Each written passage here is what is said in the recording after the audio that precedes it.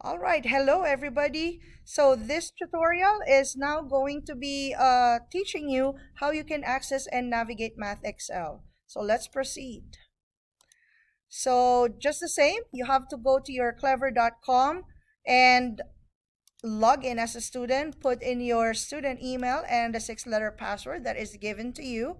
Once you are on your Clever homepage, make sure that you click on your Savas EasyBridge icon.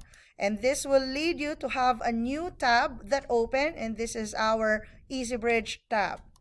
Now, for us to be able to access and open up MathXL, you have to select MathXL on your EasyBridge and it will open a page for you. If this is the first time that you are accessing MathXL, you will be asked to accept this license agreement. So don't forget to just click on the accept button. So this is the course homepage that you will be seeing upon clicking MathXL link. So as you can see, you have your menu on the left side, a 2-week calendar over here. And if you scroll down on that page, you will see announcements and any past due assignments in your class.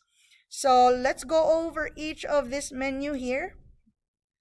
So out of those menu options, the most commonly that you will use will be homeworks and tests. So it contains your assignments, quizzes, and tests. You can see that they have different icons for each of those assigned work. If they are still written in blue, or if you're seeing that they are in blue font, it means that you are still able to access that particular assignment. If they are now written in black, it means that they are already closed and you cannot open them anymore. So once you click on a homework, it will give you this short summary as to how many questions you have for that specific work. You will also see there how many attempts you are given, and also, oops, I'm sorry about that. And also if there are any penalties. So typically like deduction if ever you are past the deadline. So once you click on a question, this is how the question view would look like. So let me give you a couple of seconds. You can pause this video so you can explore what each of these parts tell you. So continuing, if you are putting in your answer, and you know that there are some scenarios wherein you have to put in special characters, so that means that you will have to use some of these placeholders here. You can activate them as soon as you put in your cursor on the answer box. These keys will be activated. So if you need to put an answer in fraction form, put an exponent, etc., so you can use this as your guide.